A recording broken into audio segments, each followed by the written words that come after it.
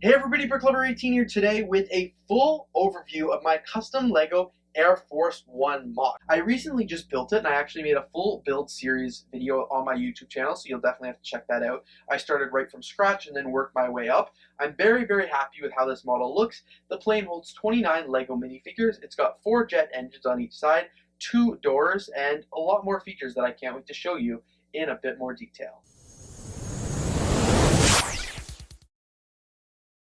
Alright, so before I show you the plane in too much more detail, I wanted to just show you what it looks like here on the tarmac. So in the last video I made about this Air Force One, you would have seen I went through the entire Presidential Secret Service detail. I'm not going to do that in this video, but as you can see, the tarmac is pretty busy, and there is really a lot going on. So I've got the plane in the center here, as you can see.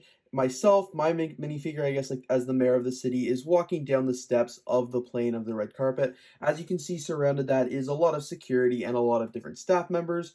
Right there at the very end of the screen, you'll also be able to see my cars. I've got a few SUVs there, and again, just lots of different police waiting. I really like the way the plane looks here on the tarmac because it is quite a bit larger than the last Air Force One that I had, so it just looks a bit more better in size comparison to some of the other minifigures and the vehicles. As you'll be able to see throughout the entourage, there is just so many people. At the very back of the plane here, as you'll be able to see, away from the stairs with the red carpet, we've actually got the regular stairs with the back door. This is the door that's open to the staff members of the plane, so any staffers or anything, they enter from the back, and the president or the mayor, of course, enters from the front. As you'll be able to see, so many more staffers and security around the back there, as most of them are loading up, and you'll be able to see all the other cars around are what carry the staffers. The hull at the very back here, as you can see, also looks pretty good with the plane, and overall here's just a better bird's eye view of the entire tarmac with all of the different cars. It's a whole motorcade, just like anytime the real president of the United States travels anywhere. It's a full motorcade of vehicles, and they all kind of swarm around the plane while they load it up and get ready to take off, and that's exactly what I've done here. But now let's actually take a look at the plane in a bit more detail. So this is what the body of the plane looks like. As you can see, I went with a light bluish gray, a white, and a blue color scheme. The white and the light bluish gray are the main colors, and then the blue are the accent colors. But as you can see, like I mentioned, there are the wings here. There are 2 jets on each side, 2 jet engines, obviously to make 4 in total. This is just a better overview of what the engines look like. They spin around. There's nothing too crazy detailed. We've got double wheels at the back here, and then a wheel right up at the front, and the double doors. So the first door is right up here, and the second door is up here. The cockpit is all the way, obviously, at the front of the plane. I really like that piece. And then you can move along all the way down the back. There's windows on all sides, right to the tail of the plane. The tail is custom made. I made that in the build vlog. But I really like how it looks, and honestly, it doesn't stick out like a sore thumb. So that's why I really like it. Like I said, this plane does hold 29 different LEGO minifigures in it, and as you can see, it's filled.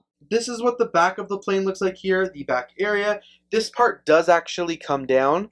Personally, I don't really know why you'd want it to. It's a really steep ramp. I guess maybe if you had to load or unload some cargo, you could definitely have this part come down. But the most part, it's just supposed to be up there. And it is tucked away, so you don't even really see it. And I tried to incorporate some of the older parts that were in the original model of this plane, like the tail and all of the windows. But it's also got some newer parts, like the new LEGO City Cockpit from 2020, as well as customized wings. And this is like a top-down overview of the entire plane, just to show you some of the other detailings and everything that have been added, especially to the wings, because the rest of the plane is pretty bare. There's nothing too special about it from the top down, but the wings do have a little bit of design. Alright, so let's take a better look at the plane, and of course by doing that I want to show you what it looks like on the inside. So I wanted to build this plane as modular as possible. As you can see, the cockpit comes off nice and easy there. You can also easily take the entire middle section off, like that. The back doors and the front doors, this part also comes off. As well, if you really need to, although you shouldn't, the tail of the plane also does come off. Just again, just to make it that much more flexible, to be able to put minifigures and station it in there. As you can see, when I'm lifting it up, you can get a better overview of all the different figures that are in this plane. It holds a total of 29. So it is a pretty full plane. It's a pretty big LEGO jet, for sure. As you can see up at the cockpit area here, we've got two pilots that are tucked away. It's a very small cockpit. The windows of the plane go into it even. There's just barely room for two of them, and some of their controls here, as you can see, they've got lots of different computer panels and lots of things going on. I mean, it's a very technical aircraft. Towards the middle here, as you can see, we've got the rest of the Air Force One and all the people on board. So this Air Force One is broken down like the real Air Force One is, so it's basically by level of seniority and basically like security level. So people with the least amount of security clearance, they go at the back here, and then people with the most can go up here at the front. The way it works is people from the front can go to the back, but people from the back cannot go to the front. And then right in the middle here, we actually have the president's office, and I just wanted to put that there because I thought it'd be the nicest place for it. I was originally going to try and put it at the front, but it's a Lego plane. It's pretty small. So at the back here, as you can see, I'll show you these people first. We do have the one door, which I will open it up to make it easier for you to see inside. But this is mostly security personnel and some staff. So at the front here, we've got lots of Secret Service. There's 5 uniformed officers right there, as well as 2 of the special agents. We've also got 2 of the members of the SWAT team, just in case there's any incident mid-air or if there's an emergency landing and they just need some backup, they're always available. There are some more Secret Service agents at the back, as well as 2 medical professionals in case there's a medical emergency on board. At the very, very back, as you can see, way back here, there's also 2 members of the press. And they're just kind of stowed back there in the very back in the press cabin. But we've got the press, medical personnel, and any security and anything like that, as you can see. As you can see, it is very cramped. I wanted to get as many people in here as I could, just because that was really important to me. And then moving on here, as I said, we've got the president's office, which I'll show in a minute. But then we've also got the main staff quarters, where most of the staff from the White House would go. We've got some Secret Service up here, obviously, just because we do need some protection. And then we've just got the press secretary and a chief of staff, more Secret Service. We've got some military personnel up at the front here with the nuclear football. And then, of course, we've just got a few more high-profile staff members. And they get to sit at the chair, so you know that they have a pretty good position if they're able to sit with a table and chairs. But then, of course, like I said, in the middle of the plane is the president's office. As you can see, it is so tiny. It's got a blue floor, just like the Oval Office would. It's got a desk with a tea mug and some plants, and then a corner door. As you can see, it barely has enough room for the president in there. Definitely has no room for anybody else. It also has a door on an angle, just so I could get the most space into the plane that I could, but I wanted it to have a private door and it to be sectioned off. And then there's, of course, a little hallway here where there'd probably be like a Secret Service ready to stop anybody from the back of the plane who's not allowed to go, or just kind of protect the president there. As you'll also be able to see, the entire plane is tiled. So the second you walk in these front door here, all the way down this aisle, down this side, and then down this aisle again, it is all tiled with light bluish gray. I think it looks really, really good. That was one big thing I wanted to have in the plane. That wasn't the case for my last Air Force One. It was just open studded, but I just wanted to make sure it looks really, really good. And then the only other differences here between the front and the back is the back all have red seats and the front have brown seats. And again, they were just kind of divided up by class a little. And then, like I said, the doors are on each side, so you can easily just close them.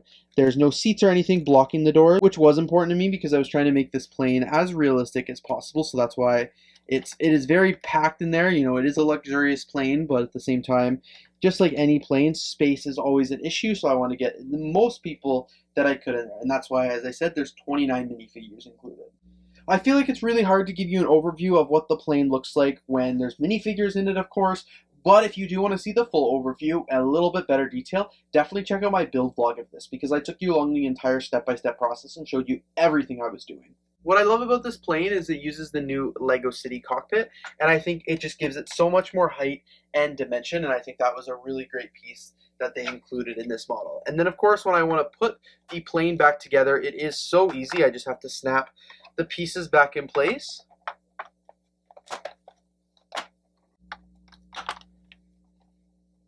And honestly, it comes together perfectly. This plane did come with these special stairs that I made just for the plane. As you can see, this is what they look like here from the front.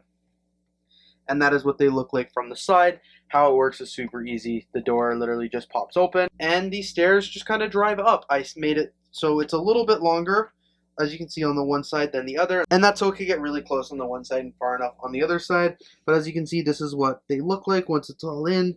You can literally walk right up into the plane, up the red carpet, and it's all on wheels, even though when it's positioned on the ground, it looks really nice because you can't really tell that it's on wheels. It looks like a proper staircase, and then you can easily just pick it up and wheel it away.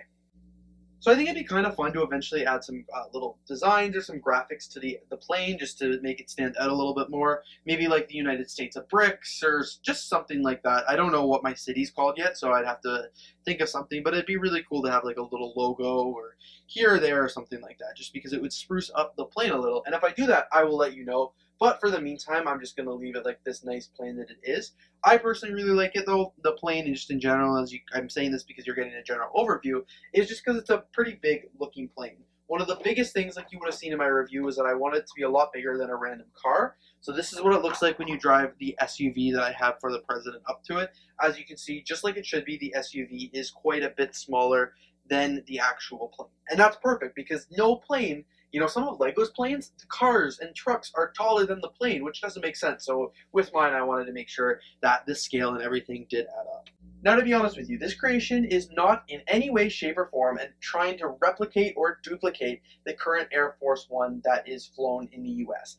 There's no way I could do that without making the MOC absolutely ginormous. And I wasn't trying to do that. I was trying to have a nice little passenger plane that I could call my Air Force One. So it is in no way a replication or a duplication. So if you're thinking like this looks nothing like Air Force One, you are right, and that's okay, but it's not supposed to. All right, everyone, thank you so much for watching my full tour of the LEGO Air Force One MOC. I had a lot of fun building this set. Like I said, please check out that video if you haven't already. I think you'll just really enjoy it, especially if you enjoyed this one. But anyway, thanks again so much for watching. If you did enjoy, please don't forget to leave a like, comment, and of course subscribe. And I'm looking forward to seeing you in the next video.